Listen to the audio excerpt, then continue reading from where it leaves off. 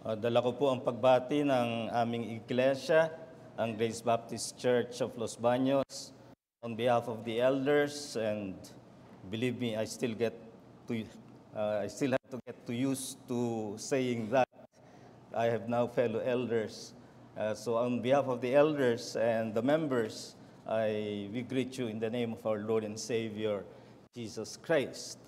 Ang dating Pangulong Rodrigo Roa Duterte ay bumuo ng isang magaling na grupo ng mga manananggol niya sa International Criminal Court. Pinangungunahan ito ni Nicholas Kaufman. Hindi na siya bago sa ICC at siya ay nanaig na, nanalo na, nakapagpa-absuelto na ng isa sa mga humarap sa ICC at iniisip siguro ni Presidente Duterte at ng kanyang mga taga-suporta na sa pamamagitan niya at sa galing niya ay siya man ay ma-absuelto. Isang ipinapakita nito ay ang malimit na pagsalalay natin sa galing ng mga dalubhasa. Isang bagay ito na diwa ng mundo, humanap ng magaling, humanap ng mga dalubhasa. At bagamat mauunawaan natin yan sa mundo, ang gusto kong sabihin, yan man ang gawin ng mundo, hindi ito marapat na umiral sa iglesia. Ang iglesia ay hindi dapat naghahanap ng galing lang ng tao. Huwag nating isipin kapag magaling lang ang aking pastor, uusad ang iglesia, o kung meron tayong magaling na miyembro, ay siguro ay mas maganda para sa iglesia. Hindi ganyan mag-isip, dapat sa mga mananampalataya, sapagkat ang ating dapat na pinaiiral ay salungat sa umiiral na diwa sa mundo. At isa sa mga biyaya na kailangan nating linangin, na sinimulan ko ng talakayin kanina sa Sunday School, ay ang kababaang loob o pagpapakumbaba. Wala tayong diwa ng celebrity sa iglesia. Hindi ito pinapalakad ng basta magagaling. At ang kababaang loob ay isang biyaya na maaari nating tawagin na tagong biyaya, a hidden grace. And for two reasons. Ang isa ay sapagkat napakabihira nito, maging doon sa mga nag-aangking mananampalataya, ay bihira mong talagang matawag ang isang mananampalataya na may kababaang loob na tunay na masasabi nating kababaang loob. Pero may ikalawang dahilan kung bakit masasabi nating tagong biyaya ang kababaang loob, because humility is such a grace that you cannot put on display. Kabalintunaan na sabihing someone is proud of his humility, hindi pwedeng pagsamahin yon. Kaya kung ikaw ay talagang may kababaang loob, ito ay nakatago, ito ay maaaring nasa loob mo, subalit hindi kinakailangan na ipalabas. Mas gusto ko yung salay na kababaang loob kaysa pagpapakumbaba sa humility, sapagkat pinapaalala sa atin niya na ito ay nasa iyong kalooban. At isang teksto ang nagbibigay ng matibay at madiin na pagbibilin sa mga mananampalataya sa kanyang kabuuan na dapat umiral ang kababaang loob. At hayaan ninyo, nabasahin ko lamang yung bahagi na binasa na kanina sa unang Pedro Kabanatang 5. Akin lang babasahin ang talatang 5 at 6. 1 Peter chapter 5, 5 and 6. Gayon din naman kayong mga kabataan, pasakop kayo sa matatanda o mga tagapanguna, at kayong lahat ay sa inyong pakikitungo sa isa't isa ay sumasalungat sa mga palalo, ngunit nagbibigay ng biyaya sa mga mapagpakumbaba. Kaya't kayo magpakumbaba sa ilalim ng makapangyarihang kamay ng Diyos, upang kayo'y kanyang itaas sa takdang panahon. Ito ang dakilang salita ng ating Panginoong Diyos. Si Pedro sa kanyang unang sulat ay nagsusulat sa mga mananampalataya na nakakalat sa imperyo, the dispersion as they are called, at itong Kristiyanong ito ay dumaranas ng pag-uusig. At malimit kapag ang isang Kristiyano ay dumaraan sa mga paghihirap, lalo't pag-uusig, ang malimit na payo na maririnig mo ay mag-lie low ka muna, magpalamig ka muna, o huwag ka masyadong mainit sa iyong pananampalataya. You don't find that advice in the first letter of Peter. Hindi niya pinapayuhan na magpalamig ang Kristiyanong dumaranas ng pag-uusig. Sa halip, inaasahan niya na kahit sa gitna ng pag-uusig, sila ay dapat na maging matibay na mananampalataya, hindi lamang sa kanilang pang-individual na buhay pananampalataya, kundi sa kanilang iglesia. Magpapatuloy din, tuloy-tuloy din ang buhay iglesia kahit sa gitna ng pag-uusig. Kaya't ang kinakausap dito ni Pedro ay ang mga bumubuo sa iglesia. At sa unang 4 na talata ng chapter 5 ay kinausap niya ang mga tinatawag na matatanda. Ang matatanda rito ay isa lamang official terminology para sa leaders of the church. They are called elders, not necessarily in age, but in terms of their status in the church. Sila ay mga tagapanguna.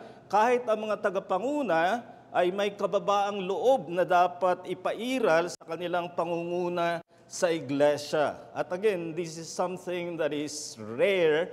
Maraming mga iglesia ang pinapangunahan ng isang uri ng liderato na may kapalaluan. At ito ang hinahamon ni Apostol Pedro. Pero pagkatapos nun, sa talatang 5, kinausap naman niya ang tinawag niyang mga kabataan. Ang mga kabataan dito, hindi yung youth. Ito yung non-elders. Kaya elders, 1-4, the non-elders, first part of verse 5, at ang non-elders, mga members, ay dapat ring magpakita ng kababaang loob sa anong paraan. Sinabi rito na ang mga kabataan ay pasakop sa mga elders, sa mga tagapanguna, mga tagapagturo sa iglesia. Yan ang uri ng kababaang loob para sa mga miyembro. Pero pagkatapos niyan, ang kasunod na sinabi ni Pedro ay, at kayong lahat. Kaya kung titingnan nyo ang kanyang logic dito, elders, non-elders, all of you. Kaya dito, wala na yung elders or members, kundi brethren. Bilang mga kapatiran, ay dito siya namanhik, magsuot kayo ng kapakumbabaan sa inyong pakikitungo sa isa't isa. Kaya't makikita natin dito na si Pedro ay may inaasahang kababaang loob para sa mga tagapanguna, may kababaang loob para sa mga hindi tagapanguna, sila'y dapat magpasakop, ngunit may kababaang loob na dapat umiiral sa buong kapatiran. At ito ay lubhang kailangan kung magkakaroon ng magandang relasyon ang kapatiran sa iglesia, elders or non-elders, just as brethren, kababaang loob ang hinihingi. Kaya yan ang mensahe na gusto kong ibigay sa inyo. Ang kababaang loob sa kapatiran ay sumasalalay sa pagkakaloob ng Diyos ng biyaya. Ibig sabihin, hindi ito natural, hindi ito likas, hindi ito isang bagay na basta magagawa natin kapag ating dinesisyonan. Bukas sa linggo ako ay magpapakababang loob. Hindi ganyan, kundi isipin natin na ito ay kaloob ng biyaya ng Diyos. Yan ang inasahan ni Pedro kahit sa mga inuusig na Kristiyano. At kinikilala ni Pedro na kung may hamon sa hinaharap ang Kristiyano sa mundo, siya ay nasa iglesia pa rin.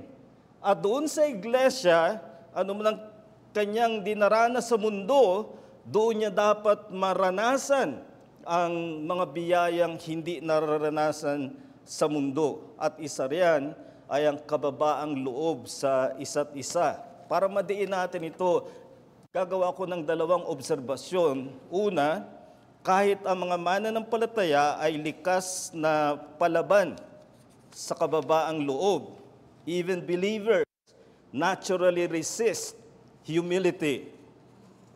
Kahit ang mga mananampalataya ay likas na palaban sa kababaang loob. At ang ikalawa, ang kapatirang pag-uugnayan ay may biyayang nagpipilit sa kababaang loob. Christian fellowship graciously compels humility. Ang Kristiyanong pag-uugnayan ay may biyayang nagpipilit sa kababaang loob. Kaya tingnan natin yung dalawang obserbasyon na yan. Una, kahit ang mga mananampalataya ay likas na palaban sa kababaang loob. Nabanggit ko kanina sa Sunday School na sa kultura ng mga Griego ng panahon ni Pedro, ang kababaang loob ay hindi tinuturing na mabuti. Sa kanilang palagay, ang kababaang loob ay pang-alipin lamang at hindi yan para sa mga malalayang tao. Ang malaya ay dapat na magpakita ng kanyang pagiging mas mataas kaysa sa mga alipin. Kaya hindi nila tinitingnan ng kababaang loob na isang magandang bagay. Sa mga isinulat nila tungkol sa kababaang loob, they consider this not a virtue at all. So yan ang kultura doon sa lipunan na sinulatan ni Pedro. Wala silang pagtatangi sa kababaang loob na ganun pa rin sa ating kultura. Hindi man nila sabihin at maaring may mga salita silang humahanga sa mga humble people, but in actual reality of day-to-day life, ang makikita mo ay ang pagpipilit sa karapatan, pagpipilit sa sariling mga pangangailangan, entitlement. Kaya sa kultura, hindi nagkakaiba yung sa panahon ng unang siglo at sa ating panahon. At yan ang kinakaharap ng Kristiyano kapag siya'y nasa mundo at dala-dala niya yan sapagkat siya ay nakikipagbaka pa rin sa kasalanan. Isang pangunahin ng nakatibayan ng nananatiling kasalanan ng mananampalataya ay ang pagmamataas. The proof of remaining sin in believers is pride. Gusto kong linawin ng kaibahan. Kapag hindi mananampalataya, siya'y makasalanan na nananahan sa kasalanan. Kasalanan ng kanyang pinamumuhay. Yan ang hindi mananampalataya. Sa mananampalataya, nananahan pa sa kanya ang kasalanan. Hindi siya ang nananahan sa kasalanan, ang kasalanan ay nananahan pa rin sa mananampalataya. Sin still dwells in the believer. Yan ang sinabi ni Apostol Pablo sa Romans 7:17. Sin dwells in me. Kung sinabi yan ni Pablo tungkol sa kanyang sarili, bawat isa rito ay dapat umangkin ng katotohanan na sa ating pagkamakasalanan, totoo na ang mananampalataya ay tinubos ng Panginoong Jesucristo. Ngunit, hindi pa lubos. Kung meron ditong kinakausap ko na hindi mo pa alam ang kalayaan mula sa kasalanan sa pamamagitan ni Jesucristo, iyan lamang ang paraan upang makalaya ka sa kasalanan, sa pagkaalipin dito at sa hinaharap na parusa ng kasalanan. Yan ay sa pamamagitan ni Jesucristo at nawa ang pagdalo mo rito ngayon ay maging paraan at panahon na ikaw ay makasumpong ng kalayaang at katubusang bigay ni Jesucristo. Ngunit para sa ating mga tinubos na, isang katotohanan din ay hindi pa lubos. Sa makatuwid may nananatiling kasalanan at dahil dyan, lumalaban tayo ng likas sa kababaang loob.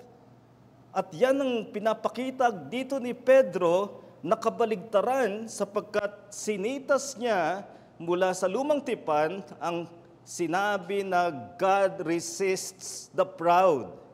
So nakikita niyo yung kabaligtaran, we resist humility, but God resists the proud.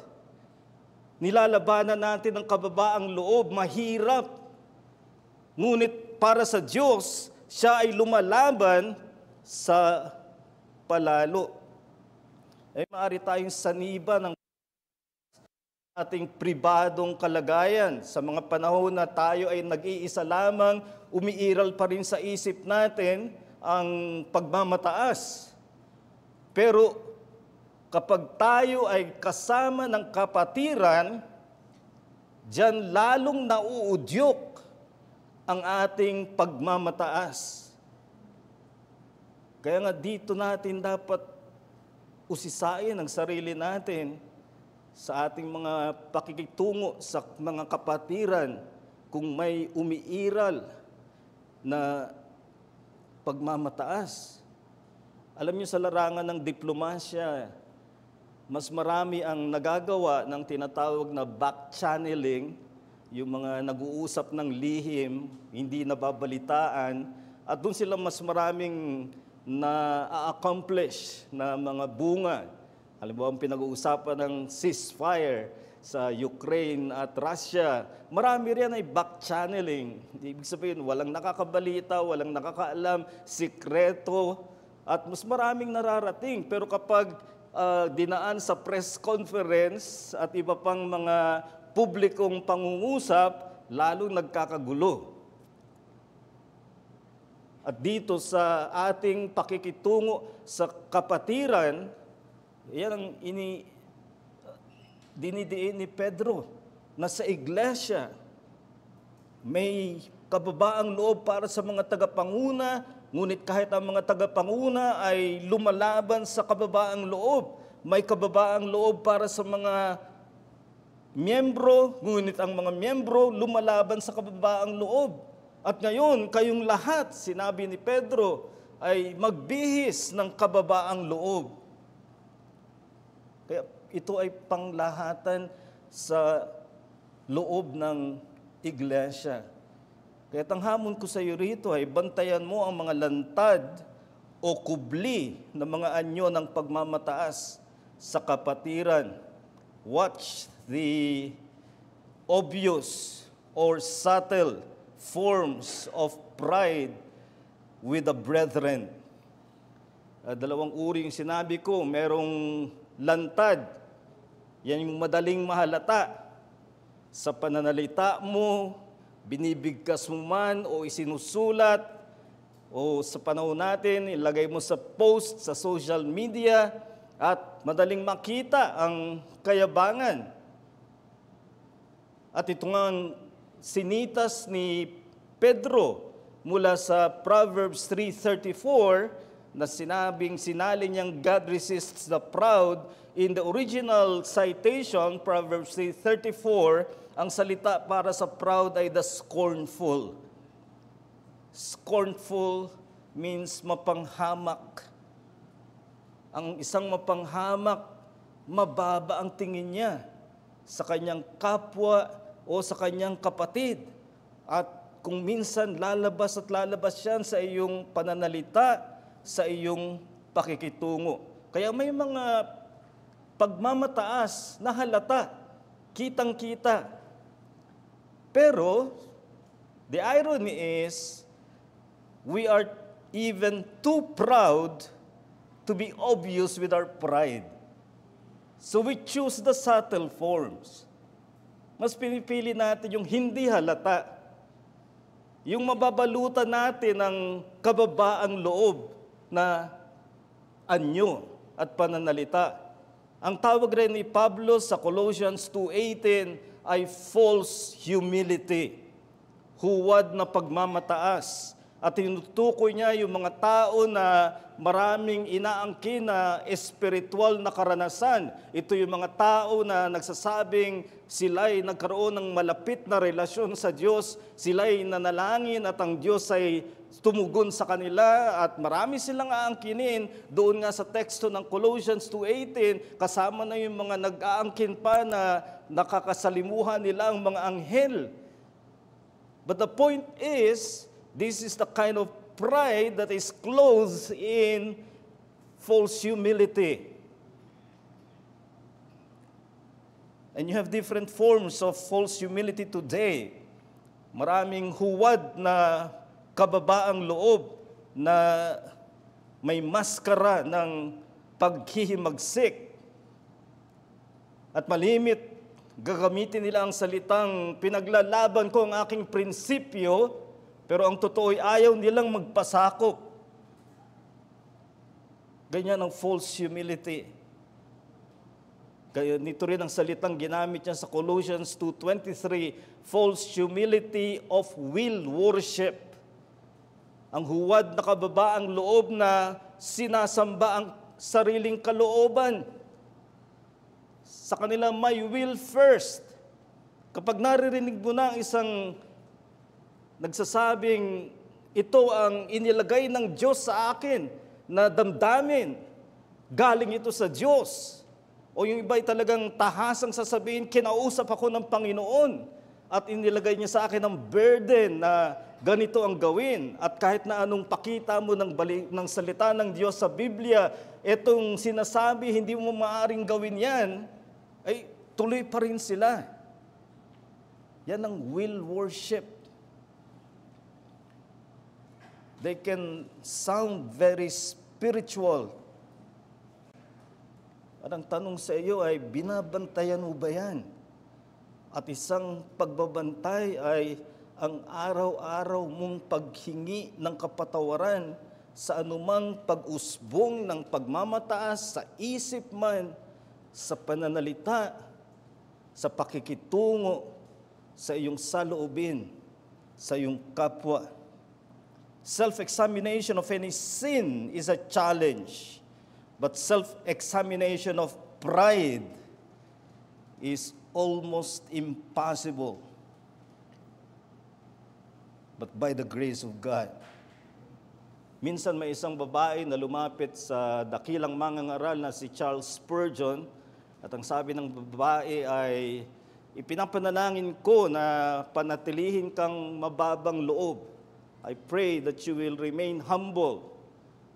Ang sagot ni Spurgeon, salamat, ganun din ang ipapanalangin ko sa iyo. I will also pray that the Lord will keep you humble. Abay, nagalit yung babae. Anong palagay mo? Na mayabang ako? Kasasabi lang niya yun kay Spurgeon. Ngayon, hindi niya matanggap na siya man ay may nilalaban ng pagmamataas. Yan ang bantayan natin. No one is immune from pride. We all resist humility. And that brings me to my second point. Ang kapatirang pag-uugnayan ay may biyayang nagpipilit sa kababaang loob. Now, I use the word nagpipilit, and let me explain, I do not mean coercion, I mean compulsion. Grace compels. Nagtutulak sa atin, nag-uudyok sa atin. At yan ang sinabi ng sinitas ni Apostol Pedro. God resists the proud, but He gives grace to the humble. At ito ay inangkop ni Pedro sa larangan ng ugnayang kapatiran sa iglesia. Tandaan niyo yung sinabi niya, sa kayong lahat, pagkatapos ng mga tagapanguna, pagkatapos ng mga miyembro, kayong lahat, elders and members, kailangan niyo yung the God who gives grace to the humble. Ang pag-uugnayang Kristiyano ay hindi dapat mawalan ng kasangkapan, ay hindi dapat mawalang kasangkapan para sa kababaang loob. Kung magpapakababang loob ka, it must be in the context of the company of brethren. May nag-aakala na, naiinis ako pag ako'y nasa iglesia. May kinaiinisan akong mga tao, may hindi ko matanggap na mga nangyayari. Kaya mas maganda siguro mag-solo na lang ako. During the early centuries of the church, the monastic movement emerged na ang kanilang pinapalagay ay mas mabuti ang mag-solo. Kaya may mga nagtungot na mahay sa kuweba, mayroong mga nagtungot na mahay sa bundok ng mag-isa, sa kanilang paniniwala na ito ang solusyon sa kasalanan. Huwag kang sumama sa iba. But the Bible tells us, Proverbs 18 verse 1, whoever isolates himself seeks his own desire. Ang nagsasarili ay siya ang mayabang na gusto lang niya yung kalooban niya ang masunod.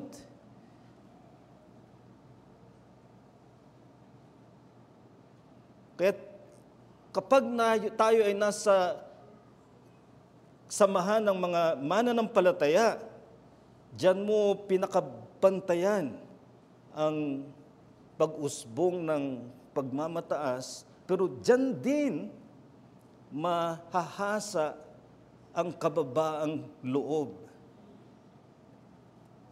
I have heard some Christians say it is better to be with unbelievers because they are an easier company.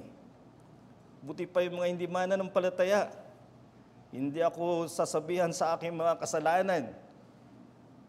Pagdating ko sa iglesia, gusto ko komportable ako. Pagkatapos ang maririnig ko ay kasalanan na dapat pagsisihan. Ngunit iyan mismo ang panghasa ng Diyos sa ating kababaang loob. Sa kanyang karunungan, inilagay niya sa iglesia ang iba't ibang uri ng mga tao na may iba't ibang personalidad, may iba-ibang antas, may iba-ibang background. Maring pag pumasok ka sa opisina, may pare-pareho kayong interes at karir, kaya parang mas madali. Pero sa iglesia, there you see diversity impinging upon our company, and that's when humility is really challenged.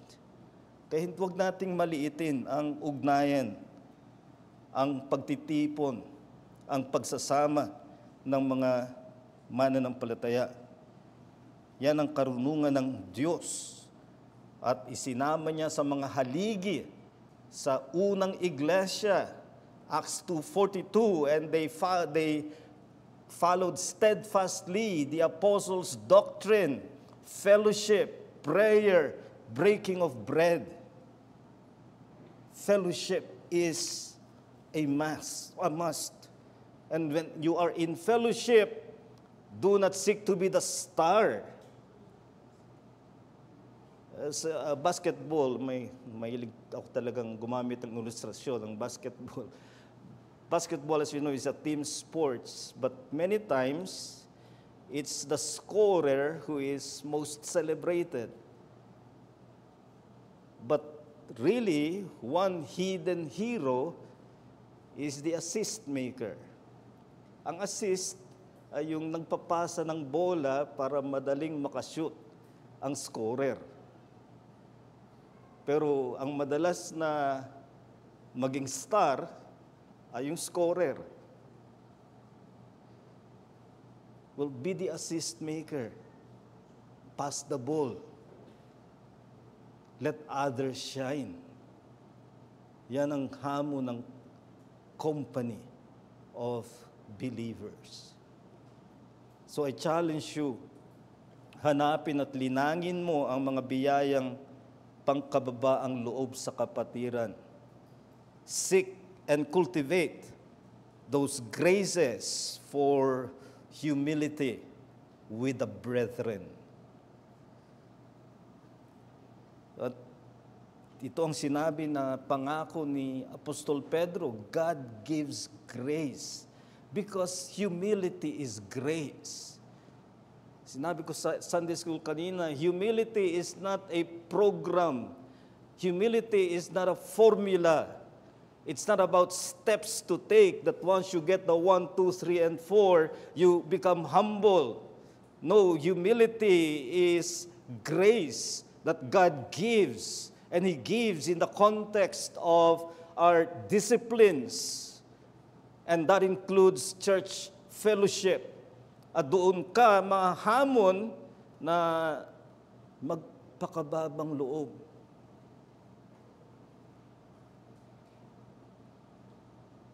Hindi ba kasama yan sa ginawa ng Panginoong Hesukristo na sinabi ni Pablo sa Filipos 2 na siya na kapantay ng Diyos. Hindi niya sinunggaban ang pagkapantay na iyon sa Diyos, sa halip siya'y nagpakababa at ang kanyang pagpapakababa ay siya'y naging alipin, naging masunurin. Hindi lang basta masunurin, kundi naging masunurin hanggang kamatayan. Hindi lang basta kamatayan, kundi kamatayan ng krus. Ang pinapakita doon ni Pablo ay pababa ng pababa. At yun ang hinahanap natin. Paano tayo mas bumaba, magpakababang loob sa ating mga kapatiran. That is why the promise is so comforting. The grace we need is not self-generated. God gives it. Ibinibigay ng Diyos. At ang pangako dito, kayo'y magpakababang loob sa ilalim ng makapangyarihang kamay ng Diyos. Ang makapangyarihang kamay ng Diyos ang tumutustos ng kababaang loob. Hindi sarili mo rin, kundi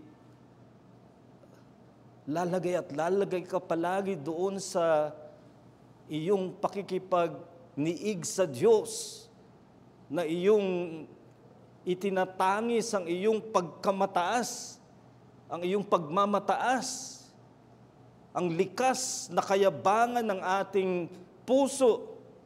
Dapat na itinatangis mo yan sa Panginoong Diyos. At kapag naroon ka sa gayong disiplina na marunong kang tumangis para sa iyong kasalanan, kabilang ang pagmamataas, doon ka maaaring makipag-ugnayan sa kapatiran at maranasan ang bunga ng magandang samahan dahil nagpapakababang loob. Si Richard Baxter, isang Puritan, ay sumulat ng isang popular na aklat na ang tawag ay Christian Directory. Ito'y mga instruction sa iba't ibang larangan na nararanasan ng Kristiyano. At meron siyang directions for union and communion of saints, o yung mga tuntunin para sa pagkakaisa at pag-uugnayan ng mga banal. At sinabi niya rito, avoid unpeaceableness and schism. Iwasan mo ang kawalan ng kapayapaan at ang pagkakahati-hati. Pero ang problema, sinabi niya, but everybody wants to be the center of that union. They are the bond of unity that they desire. O gusto nilang may pagkakaisa, pero pagkakaisa na sumusunod sa akin. Hindi yan maari para sa mga tagapanguna, hindi yan maari para sa mga miyembro, at hindi maari para sa pangkalahatan. At dito ko kayo hinahamon. Wala tayong mas masusunod na huwaran dito kaysa kay Hesukristo. Pinakita ko sa kanina sa Sunday School ang the foot washing incident. At kung paano niya hinamon, kung ako na inyong Panginoon ay naghuhugas ng inyong paa, that's a slave's work, ay gayon kayo maglingkuran sa isa't isa. At hindi mo pwede sabihin, I don't find the mood, I don't find the encouragement. No, ang sabi ng Panginoong Yesus, you will be happy or blessed if you do these things. You don't wait to be happy to do it. Just do it, then happiness will follow. So what is your dream church? Is your dream church one where you are relaxed? Is your dream church one where you are comfortable? Or is your dream for your church one where you can make others shine. You can serve others. And in doing so, you can be like the Lord Jesus Christ. Manalangin tayo. Dakila naming Diyos, sa aming mahabaging Ama, naway maunawaan namin sa aming salitang pinagbulayan na ang kababaang loob ay isang biyaya na hindi likas sa amin, at maging ang mga mananampalataya na tinubos na sa kanilang kasalanan ay patuloy ang paglaban sa kababaang loob, sapagkat may nananatili kaming nananahan na kasalanan. Kaya tulungan mo kami na daigin ito, at salamat sa pangako that God gives grace to the humble. Ito ay biyaya mo, at naway umiral ang biyayang ito sa aming mga iglesia, sa iglesyang ito, at mas sumpungan namin ang kababaang loob sa aming relasyon sa isa't isa. Niloob mo na ang ugnayang Kristiyano ay pangunahing kasangkapan para linangin ang kababaang loob. At tulungan mo kami na ito ang mangyari sa iglesyang ito at maging paraan upang lalong maitanyag ang aming Panginoong Hesukristo. Mangusap ka sa mga wala pa kay Kristo at nananatiling nananahan sa kanilang kasalanan. Naway tawagin mo sila ng iyong biyaya ngayon at makita nila ang tanging kaligtasan ay na kay Hesukristo lamang. At para sa mga ligtas, ito ay patuloy na pakikipagbaka upang madaig namin ang likas na pagmamataas at magkaroon kami ng kababaang loob na tulad sa Panginoong Hesukristo. Dinggin mo kami, sapagkat panalangin namin ang lahat ng ito sa pangalan lamang ng aming Panginoong Hesukristo. Amen.